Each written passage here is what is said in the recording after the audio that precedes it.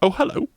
Today we're going to talk about the new rules for Kill Team Strike Force Justian, which appeared on sale in Germany yesterday, the day before, and some kind German soul uploaded all the rules to Reddit. But first, because it's a Kill Team video, we're going to have a chat about logistics. So these is not some kind of shady leak. This is not industrial espionage. These are just on sale right now from a large German retail chain. So it seems like when Games Workshop said they're going on sale in stores in Germany, in Australia and America,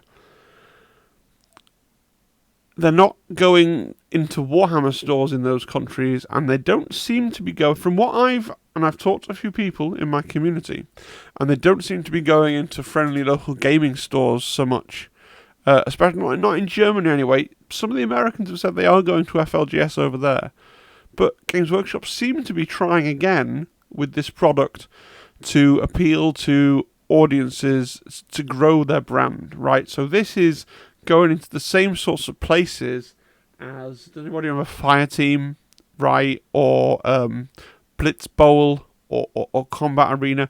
It seems like the Space Marine heroes, or the new Warhammer heroes, are going into those kinds of stores. So Games Workshop has traditionally a lot less control over what happens with those kinds of products. So these have gone on sale in a large German retail chain called Muller or Mueller, I don't know. Like the Yogurty Rice, the Yogurty Rice company that we have over here, which I think is Swiss. Anyway, no relation, I don't think. Okay, but yeah, if they sell these, and I think I looked on their website, and they also have like the Blackstone Fortress Combat Arena with the Amble in that recently came out. Like, they're not going to listen to Games Workshop saying, oh, we've got these super secret street dates. Like, if you're an FLGS, you have to toe the line with Games Workshop or they cut you off. If you're, like, a big retail chain, the fact of the matter is you need Games Workshop. Games Workshop need you to access your customers, their kind of non-core customers, more than you need them, right? It's not as if these guys have gone on bended GW and said, oh, please let us carry your Space Marines. It's very much the way around. GW have got their Space Marines into this big department store. So, yeah, you can buy them. You can go to, if you live in Germany, you can go to the website here and just buy them. The thing I have noticed is that they won't let you buy a case. So you can buy 8. And the guy on Reddit was like, I bought 8 and I got one of each one, so presumably they're stored in cases in the warehouse. But just be aware, if you order them, you're not guaranteed to get 8 different ones. So we'll see. Okay.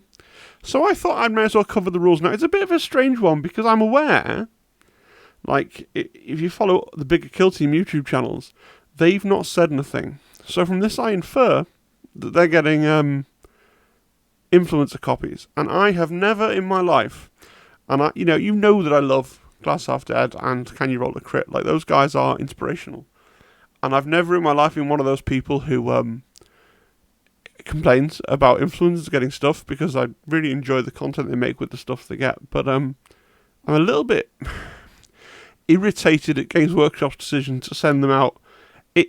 As someone in the UK who cannot buy these at all, doesn't even have a chance of buying these, it's kind of vexing when influencers based in the UK have them to review, and it's like, oh, but you're showing them off in a market that you've decided not to sell them to. And for that matter, they announced them at Warhammer Fest in the UK to a market that they've now decided not to sell them to. And I was physically in the audience in the room when they announced that. Like, I'm a little bit irritated. I think that's reasonable. Nod at Andy and nod at Crit at Games Workshop. And to be very clear, I don't know they're going to review them, because that would be a breach. I've inferred it from their actions. Okay? No one else is talking about this. But here I am talking about it. Anyway, let's get into the actual rules. There's not many rules, okay? This little screen grab here. This is the sum total, apart from the data cards and the ploys. This is the rules. You can take 6 different models of the 7 available to you. Either the captain or the sergeant operative have the leader keyword. Note that this does not mean that you have to take either the captain or the sergeant as your leader. You can take both and you just decide which one of them is going to be the leader. You probably will take both because they're 2 of the better models in the team. This team doesn't have equipment. It doesn't have tac ops. At the moment, it has no archetypes at all. So it's not clear which tactical objective decks you can use. There's 3 ways they're going to go with this. Either they're going to say, oh yeah, you can use any tac op deck that you want, in which case, happy days. They might come out with a little FAQ that says, oh yes, no, you can use the intercessor tac ops, right? So security and seek and destroy, which will be fine. It'd be nice to get recon. And a possibility that someone on my Discord said is, oh, well, because they're a team for new players who are learning the game, perhaps they can't take tac ops at all. And if that turns out to be the case, well, then everything else I'm going to say in this PowerPoint is irrelevant. If they can't take secondaries and can't score those 6 points, then they may as well not exist at all. I hope that isn't the way they decide to go with them. I think there's going to be a lot of irritated people who've picked these up for Kill Team to have I want to go to a tournament, I want to have a nice easy time and win 1 or 2 games, I'll go with these. If they can't have secondaries, it changes the maths a little bit, and they're not really suitable for the game. So we'll see how that one washes out. So I'm assuming, for the purposes of the rest of the review, that they're going to get they're at least going to get security and seek and destroy. Okay. But they've got the sniper in there, so maybe they'll get recon as well, who knows. Infiltration as well. They could get all 4, that's possible. So let's start with Captain Justian. So you can see that he actually has the same profile as an Intercessor Sergeant. He has 15 wounds, he has a basic Space Marine profile, and he is hitting on a 2s with his pistol, and on a 3s with his power fist, which is the normal sergeant stat line for those things, because the power fist has he has a hidden BS and WS of 2+, and the power fist has the hidden -1 to hit, so that's how it shakes out. So it's notable that he's allowed to have a plasma pistol and a power fist. We're going to compare these in detail to the intercessors at the end, but remember, if you were to take a assault intercessor sergeant, you'd be going power fist and bolt pistol or plasma pistol and chainsword, but he gets to take both because he's a captain. That's really all he's getting over the intercessor sergeant wargear-wise, is he can take both good things. He also has rights of battle, so he generates a command point. He has shock assault, just like an intercessor assault sergeant does. And he has an Iron Halo, so he has a 4-up invulnerable save. This is obviously a really good package. One of the best range weapons in the game, one of the best melee weapons in the game, a free command point every turn extra, and a 4-up invulnerable save. Great. Then you've got Sergeant Marius. So this is your other potential leader. He just has a basic bolt rifle, but notice he is a sergeant, so he's got +1 wound for 15 wounds. And he's hitting with his bolt pistol on a 2+. So you're going to take this guy, because even though he's basically just a basic intercessor, we'll see all the other options that we have. He's hitting on 2s, and he has an extra wound. And that's good, it's useful, it's worth having. If you wanted to be tricky, you could maybe put your leader keyword on Sergeant Marius, instead of, take the captain, but put the leader keyword on Sergeant Marius, because maybe he's easier to hide away and put into a more defendable position than Captain Justian is. And I think the only thing I can think of, let me know in the comments if I've forgotten something, the leader keyword really is that only... It depends what you're doing, doesn't it? Because depending on what tac ops you get, I think there are some tac ops where you've got to kill people with your leader, but there's also Headhunter. So I'm thinking for Headhunter purposes, if you can put Headhunter not on the guy with the plasma pistol and the power fist that's going to charge into the enemy who's like a mad guy and probably die in turn 3, and instead put it on a long range guy, that that might be the play a little bit. Like that's like one of the there's like 2 tactical wrinkles in this whole team, and which of the 2 models you put leader on is perhaps one of the little tiny crumbs of gamey tacticalness that you can try and do with this team. Brother Achilles. So Brother Achilles is a heavy intercessor, has a heavy bolter, so it's got an extra point of damage over the bolt rifle. Fusillade, which is pointless. P1, which is the standard bolt rifle already had P1, right? And heavy, unfortunately. But he does have bolter discipline. He has 3 APL like his peers, but he only has a move of 2 circle. So a mixed bag, right? It's nice that he has 3 APL, although honestly, so you can dash and shoot twice, right? Which is nice. Move of 2 circle probably doesn't hurt him that much if you've been able to put him somewhere reasonable at the deployment time, because he had a heavy weapon anyway, so any turn you were moving, you were already sacrificing your ability to shoot. But yeah, he is what he is. It's pretty good. It's a pretty good model. Obviously, there are comparisons to the Intercession team where they can basically build a heavy bolter by taking the Blessed Bolt's war gear and then putting it on a bolt rifle, and then they have a bolt rifle with the same stat line but without fusillade or heavy. But they have the full 3 circular movement, so there is that to consider. But it's a cool model and it puts a bit of cool texture in the team. Brother Flavian. So Brother Flavian's really interesting because we haven't seen a bolt sniper rifle in Kill Team yet, ever. So we didn't know where they were going to go with this. So let's have a proper look at this one. So the bolt sniper rifle has 3 different rounds that it can use. Executioner, which is 4 attacks hitting on 2s, 3/4 damage, balanced, so that's rerolling 1s, heavy, no cover, and silent. Okay.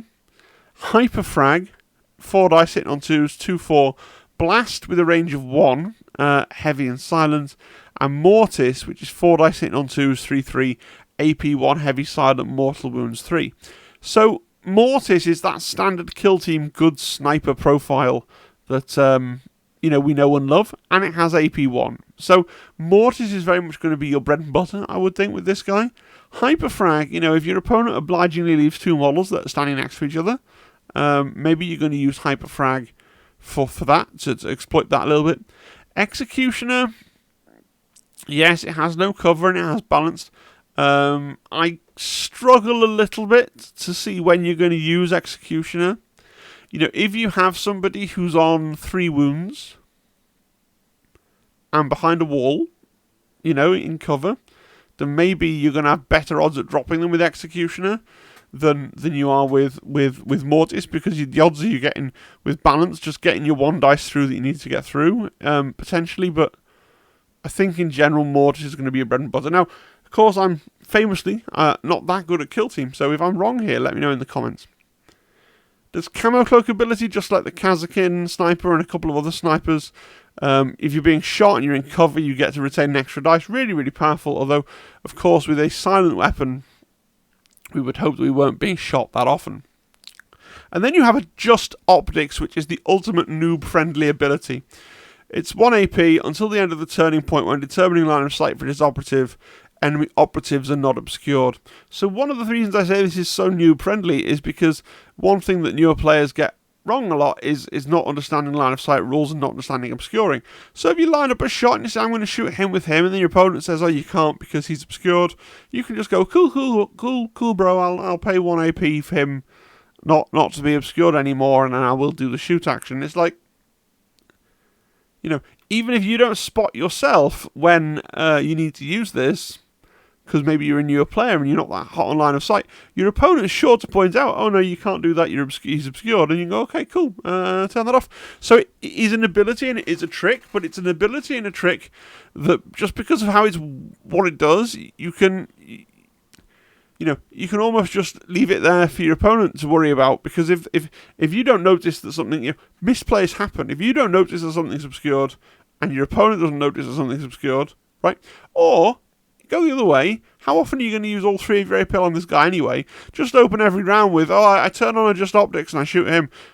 Did you need to turn on a Just Optics? I don't know, because I don't know the rules, right? But spend the AP. It's just going to sit there on the character anyway, right? You're not going to move. You've got heavy. You're going to dash and shoot at most, so you got 3 APL.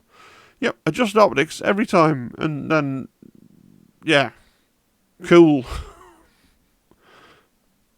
Really like Brother Flavian.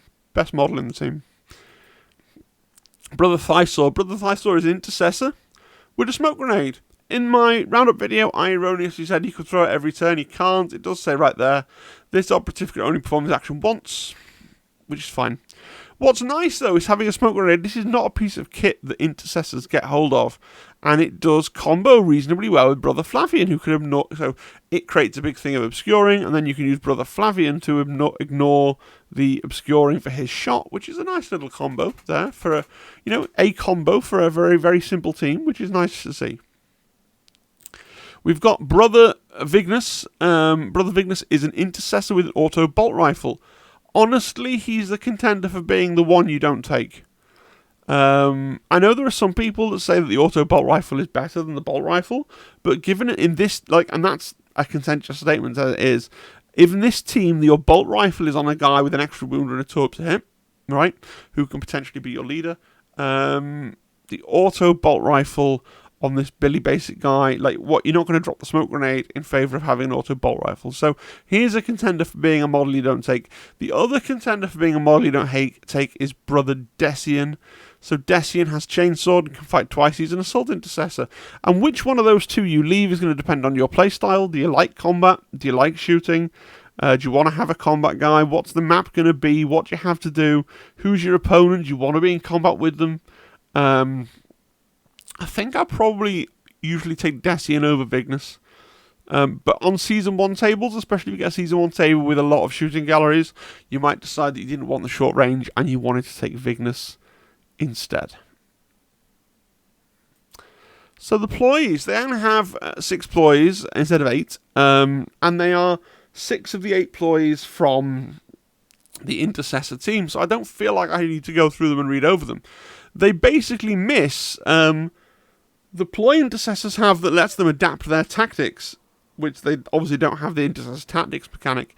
They also miss and they shall know no fear. I guess it means that they do know fear, right? But apart from that, they have the doctrine ploys, and they have Angel of Death, Wrath of Vengeance, Transhuman, and remember they get an extra CP a turn to play with as well. So that's a really solid set of ploys, really powerful ploys, really solid team. Solid is definitely the word. Let's have a look at the analysis versus intercession, and I've mentioned it a lot in the video as well. It's really the obvious thing. So first of all, you've got less flexibility than intercession. With intercession, you can roster deep, and if you pull a certain, you might have a certain matchup where you're like, oh, I'm into Harlequins, right, I'll go all assault intercessors because that's my tactic against these. You haven't got the kind of flexibility. You've just got one guy that you're swapping in and out. You don't have access to chapter tactics, so there's no methodical, durable, rapid, none of those things. And you've got to weigh up how much value you're getting out of those. On the plus side, your captain can take a plasma pistol and a power fist. The assault intercessor sergeants can't take both of those things, and the captain also gains a CP every turn and has a 4-up invulnerable.